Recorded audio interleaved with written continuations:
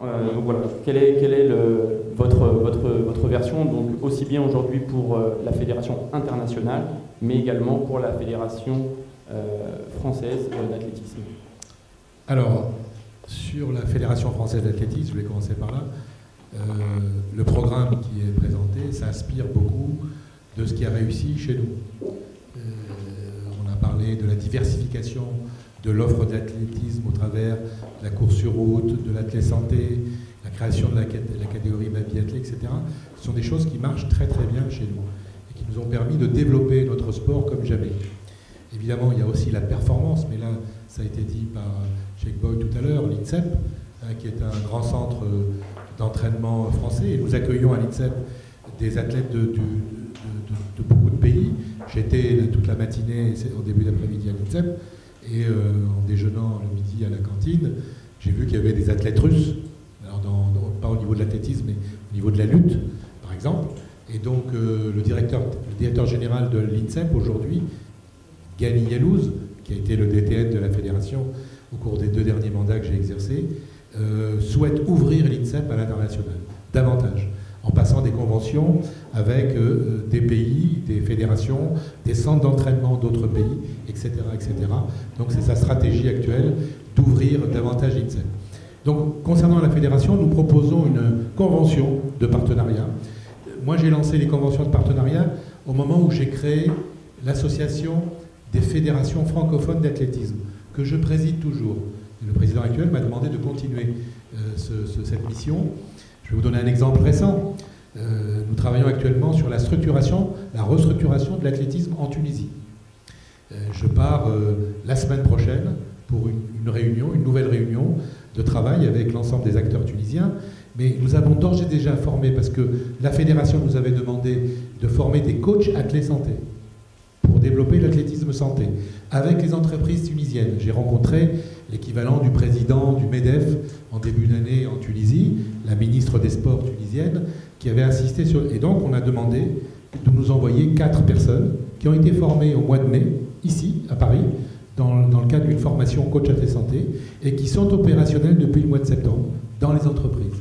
Ça permet à la fédération de développer une activité à côté de l'activité principale de la performance, qui est une activité lucrative, parce qu'effectivement, il y a des contrats qui sont signés avec des entreprises, ce qui permet à la fédération d'avoir des recettes supplémentaires qui sont réinvesties sur la performance ou sur le développement de l'athlétisme. Donc, vous voyez, on fait déjà des choses avec certains pays, et je cite l'exemple de la Tunisie, parce que c'est le plus récent et qu'on est dessus, mais je pourrais citer d'autres exemples, donc de pays francophones avec lesquels on travaille, soit en accueillant des athlètes en France, dans nos pôles, ou soit en formant l'encadrement à la fois technique, mais aussi l'encadrement administratif de la fédération. Donc on le fait régulièrement depuis maintenant plusieurs années. Donc c'est dans ce cadre-là que j'ai proposé à Jake Boyd, s'il est élu, donc s'il est président, de l'accompagner, de l'aider à restructurer la fédération d'athlétisme du Sénégal et à l'aider à développer effectivement, comme ça a été dit, l'athlétisme a brillé, cet athlétisme a brillé. Je ne vais pas citer tous les noms de grands champions, mais j'en connais un certain nombre. Aujourd'hui, force est de constater qu'il y en a de moins en moins. Et d'ailleurs, la plupart de ceux qui avaient un peu de talent sont venus s'entraîner en France, ne s'entraînent plus au Sénégal. Je pourrais citer quelques noms aussi.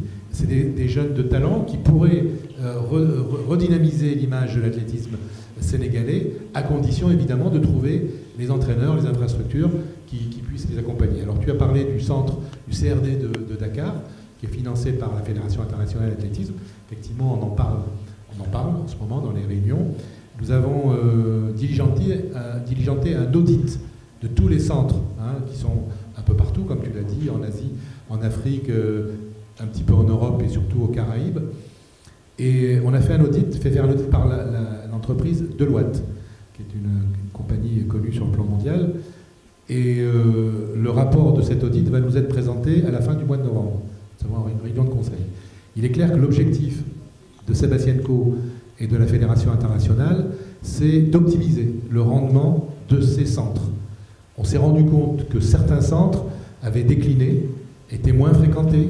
Il y en a qui marchent bien, il n'y a pas de doute, mais il y a un laisser-aller dans certains centres.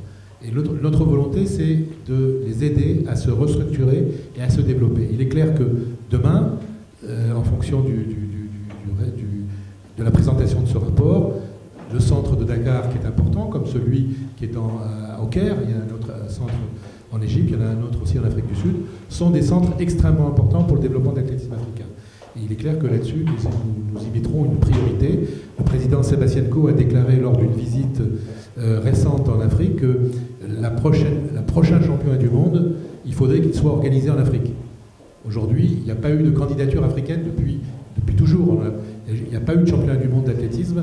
Vous savez que c'est le rendez-vous majeur de l'athlétisme, du haut niveau de l'athlétisme. On l'a vu à Londres encore cet été.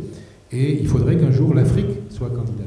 Mais pour que l'Afrique soit candidate, il faut qu'il y ait un athlétisme structuré sur l'ensemble des territoires, quels qu'ils soient, que ce soit des territoires du nord de l'Afrique francophone ou de l'Afrique anglophone.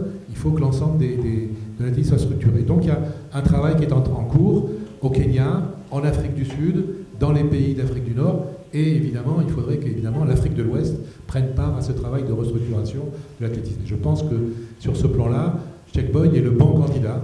J'ai regardé son projet, son programme, il parle de professionnalisme. Effectivement, le sport a évolué, le monde du sport a évolué. On a changé d'air. Aujourd'hui, il faut des managers à la tête des fédérations. Et les fédérations qui réussissent, ce sont les fédérations qui ont effectivement compris cette évolution et qui ont mis en place une organisation managériale. On manage des projets, on manage des hommes, un peu comme dans les entreprises, même si nous ne sommes pas des entreprises. Mais il faut évidemment cet état d'esprit entrepreneurial. Et donc, c'est contenu dans ce projet. Et je pense que si je souhaite que Cheikh-Boy soit élu, parce que c'est la seule solution pour redynamiser l'athlétisme sénégalais.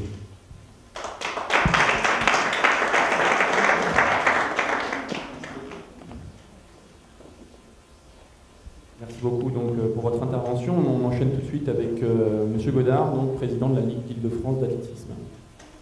Oui, bonjour à tous. Bien, nous sommes rencontrés avec Cheikh-Boy il y a quelques mois maintenant, même quelques semaines, par l'intermédiaire d'un des cadres techniques de la Ligue d'Île-de-France, Vincent Clarico, qui m'avait dit tout le bien qu'on pouvait espérer de la collaboration peut-être future avec l'athlétisme du Sénégal. La Ligue d'Île-de-France d'athlétisme, c'est 360 clubs, 51 160 licenciés cette année, et donc c'est une petite fédération qui, au niveau de l'Île-de-France, donc a beaucoup de travail, avec 2 pôles espoirs, un à Aubonne et un à Fontainebleau. Fontainebleau étant un pôle qui vient d'être complètement réhabilité, tout neuf, dans l'ancienne école interarmée des sports que Cheikh-Boy connaît bien. D'ailleurs, nous avons été visités ensemble et il a retrouvé là-bas, y compris des entraîneurs qu'il avait connus et qui l'ont reconnu tout de suite. C'est important parce qu'un entraîneur d'un sport collectif qui traverse ce terrain parce que de loin il a vu quelqu'un qu'il n'avait pas vu depuis des années, c'est là qu'on se rend compte qu'on a en face de nous une personne qui a laissé des traces, et de très très belles traces à Fontainebleau. Et donc nous sommes plutôt penchés sur les jeunes athlètes, les futurs champions que vous pouvez avoir, en faisant une proposition partenariale d'accueillir dans les 2 pôles d'Aubonne et de Fontainebleau des pôles espoirs, donc qui sont dirigés par la Ligue, soit sur, faut définir le laps de temps, des athlètes qui sont en devenir des athlètes de haut niveau, mais qui sont des athlètes entre 17 et 23 ans. En principe, c'est ce qu'on prend dans les pôles espoirs. Nous avons une chance, c'est que dans ces 2 pôles, nous avons des entraîneurs de très haut niveau et que lorsque nos athlètes passent d'espoir à senior, ils ne veulent pas quitter le pôle espoir. C'est le cas notamment à Fontainebleau où 4 des athlètes n'ont pas voulu partir à la fin de la catégorie espoir, moins de 23 ans, et ont voulu rester avec leurs entraîneurs. Et ce sont des athlètes qui étaient aux Jeux de Rio l'année dernière et qui étaient au championnat du monde à Londres cette année. Donc pour vous dire que la qualité que nous avons dans ces pôles, qui sont des pôles, normalement leur porte d'entrée vers les pôles France ou les préparations olympiques, sont de très grande qualité, y compris donc pour l'entraînement, y compris pour le scolaire, puisque nous avons toujours dans la tête, nous mettons dans la tête de ces athlètes qu'il y a un double projet. Il n'y a pas que l'athlétisme, il y a également la scolarité, les études, et tous ces athlètes sont obligatoirement soit en collège, en lycée ou en université. C'est absolument primordial. Et puis ensuite, un troisième volet très important sur lequel nous travaillons actuellement, et parce que nous devons le développer, c'est tout le suivi médical de ces athlètes. Nous avons la chance d'avoir signé une convention avec l'armée à Fontainebleau. Donc nos athlètes civils qui sont à Fontainebleau ont accès à tout le médical militaire, et qui est un médical très très haut de gamme, avec des médecins qui travaillent avec nous.